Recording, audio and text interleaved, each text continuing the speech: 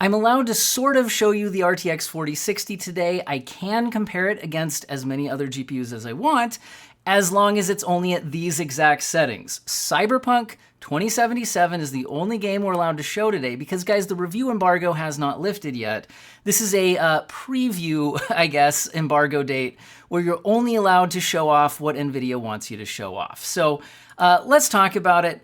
What are we actually looking at here? So Nvidia obviously is wanting more coverage of DLSS 3 frame generation because the vast majority of GPU reviews don't really focus on that. They look at the raw performance, and I think that's completely fair. But frame generation is kind of the main 40 series exclusive feature that Nvidia is wanting to sell you on. I mean, if you look at their marketing materials, you always see this. It has been nice that at first they weren't even ever really giving you the real raw performance uplift. Here we're seeing the 20% gain over the RTX 3060. This is Nvidia's slide showing us this data, but they're like 1.7 times with FrameGen on. Now, FrameGen is a situational feature. First of all, a lot of games just don't have it, right? Second of all, because it increases latency, you're not going to use it in a competitive game.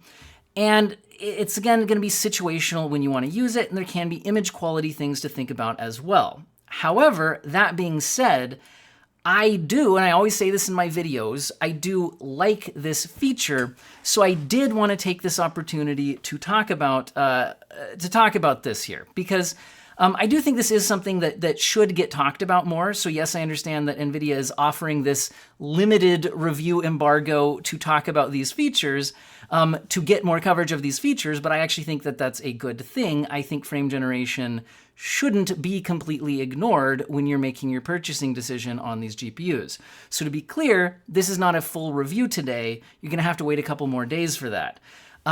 But this is mostly going to be looking at the at frame generation, at DLSS, and we can get some relative performance numbers today up against a whole bunch of GPUs. I'm going to have the 3050, the 2060, the 3060, the 3060 Ti, the 4060 Ti, all of them. I just have to test them all at Cyberpunk 2077, 1080p RT Ultra DLSS Balanced, okay? Anyway, let's talk about the latency thing for a second. So I have frozen the screen here on this particular moment of this benchmark, and I just randomly selected a moment in the benchmark, but down here we have PC latency numbers, okay?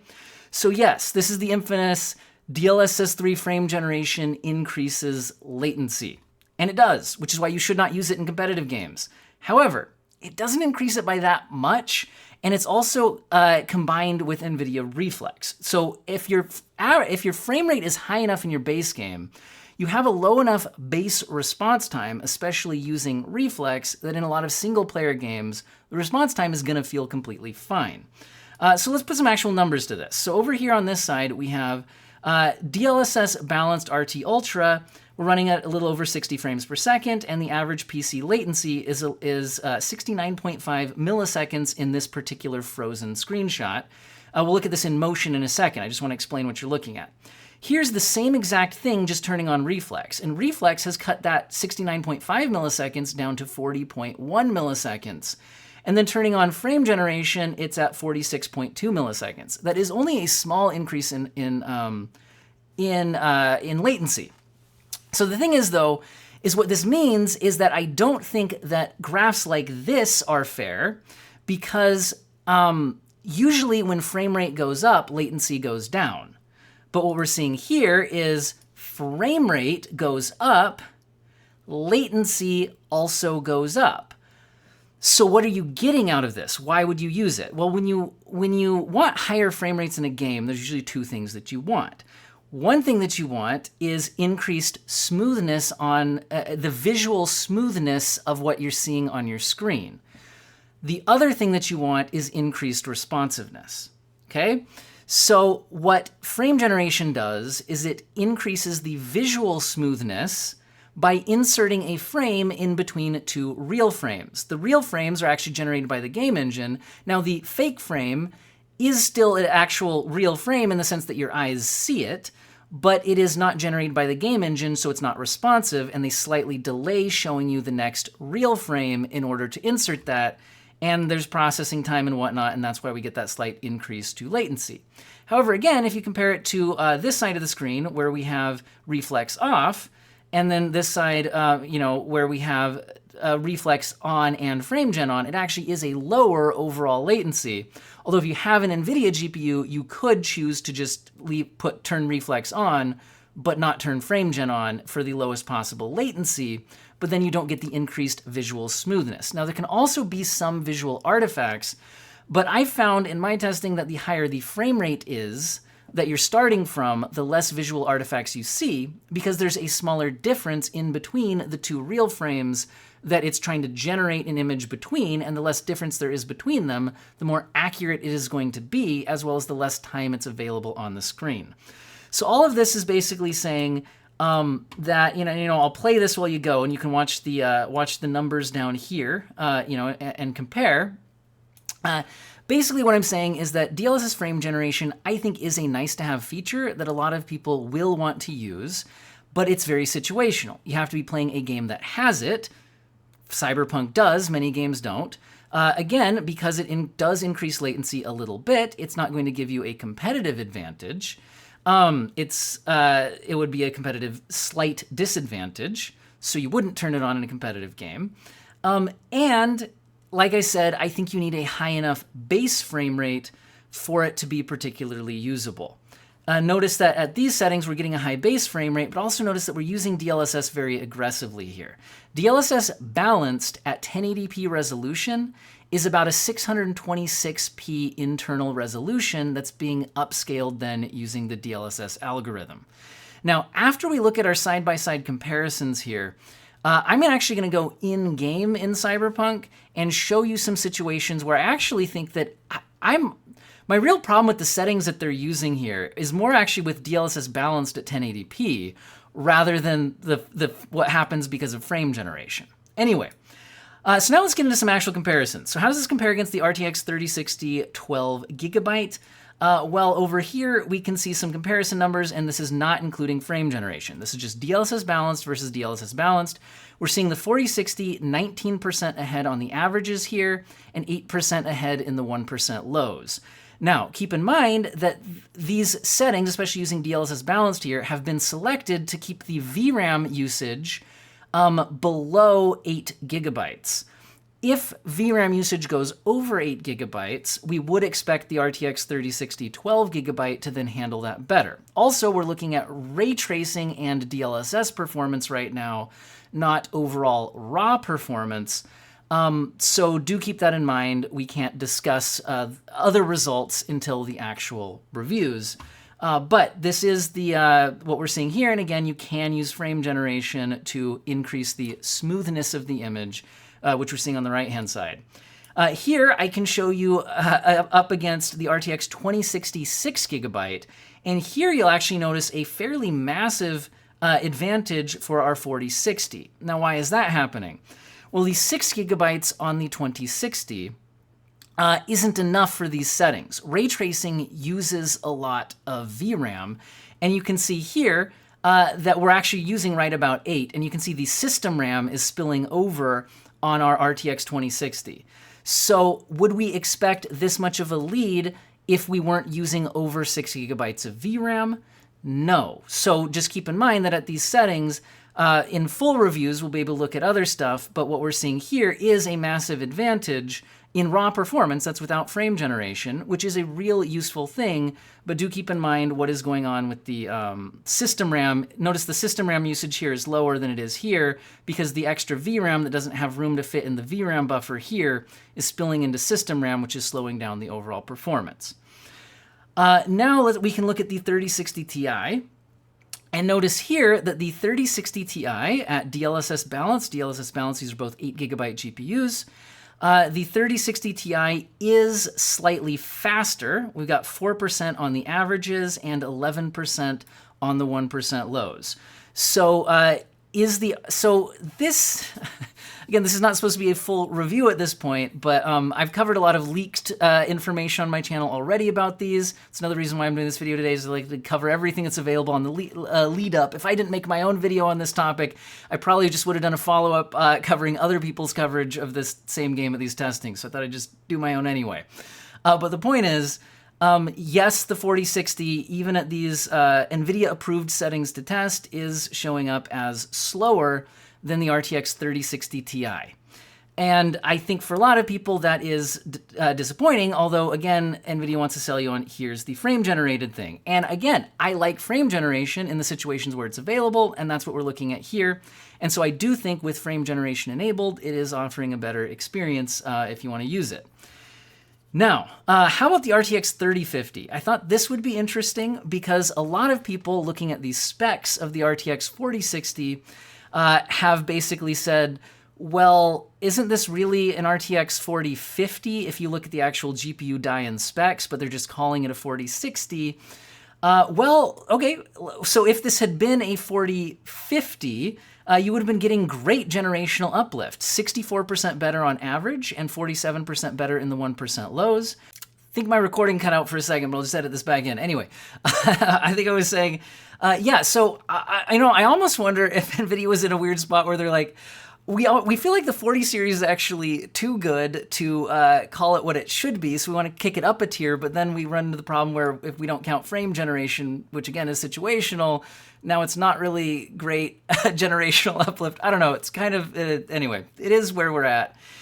Now, I can also compare against the 4060 Ti. And 4060 Ti, this is looking at DLSS balanced versus balanced, but then these both being 40 series, we can also look at frame generation next.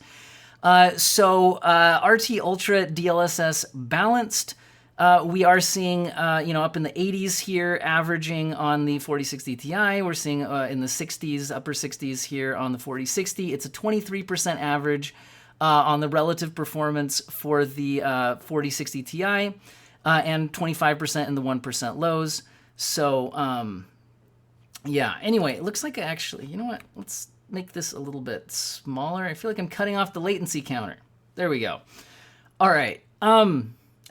Dragging things around, guys. It is so late. I don't have a lot of time to edit this, so I'm doing this most of this like live on OBS. I have been doing so much benchmarking. It is very late and I am very tired. But anyway, I want to get this video out for you guys in the morning. All right, so yeah, 23% uplift there. So here's with frame generation enabled. So since both of these cards actually have frame generation enabled, I do think it is fair to then actually give a relative performance number of frame gen on versus frame gen on, since that is an apples to apples comparison. And here the 4060 Ti is 21% faster in both the averages and in the 1% lows, again, with frame generation on. So the next thing I want to do for you guys is actually hop into Cyberpunk and just play the game a little bit on the 4060 since I'm allowed to, but again, it has to be at these settings. So we'll go ahead and do that. Also, I can then talk a little bit about, point out things where my real problem with this video, with these settings isn't frame gen, it's using DLSS balanced at 1080p resolution. It can look okay, but then like things like these palm tree branches, and I'll show you some other things when we jump into the actual game, it doesn't always look amazing. All right, so here we are. Again, this is the RT Ultra preset, but it says custom because I have to switch it over to DLSS balanced. But there are the graphics settings, all of that. And we can go ahead and pop into the game. Now, again, my main issue with these settings is that at 10, okay, do you guys see these lines in the pavement, all right? And also, do you guys see like the moire pattern going on here? So my main issue with DLSS, especially used aggressively at lower resolutions like 1080p, is that in motion, a lot of times certain image elements like these lines do have considerable aliasing and then that moire pattern. So again, these are the settings I'm allowed to show you in the video today. Now, I will say that this does then allow you to use RT Ultra And you do get these nice reflections in the rain. There's a lot of things here that we would not be having reflections on. For example, these reflections only exist because of ray traced reflections right now, that kind of thing. Also, I am running the latency counter in the bottom left corner. You can see that with these settings, where the latency is at. Now, this feels very, very responsive to me. So I have no issues with the latency at these settings. Again, I think the base frame rate is high enough for that to be pretty good. And really what the question comes down to is, if you have the opportunity to turn on frame generation, I mean, would you do it? So I am going to now turn it off. We can go ahead and run around here a little bit. Again, if you look at the bottom left corner, the latency is lower. Everything feels very similar though, because it just still feels responsive to me. So I'm not noticing a massive difference in latency. However, because you're watching a 60 frames per second video, this probably won't carry over to you as well as it does to me on a high refresh rate screen. But when I swing my mouse around here, I mean, it's not that, 60, 70 frames per second looks bad in motion. But again, what the frame generation is doing, let's make sure that sticks to the balanced preset, 'cause otherwise I'll get in trouble. Give it a second to kick in. Frame time graph goes a little bit weird right at first, but now we're good. Again, this on my, again, high refresh rate screen does look considerably smoother in motion. Again, I don't think that's gonna translate in a video here. Now, image quality wise, with frame generation, I actually notice fewer artifacts with frame generation than I do with just DLSS 2. Again, with DLSS Balanced, I showed you the lines in the pavement and things like that, which can get a little bit aliased, that sort of a thing.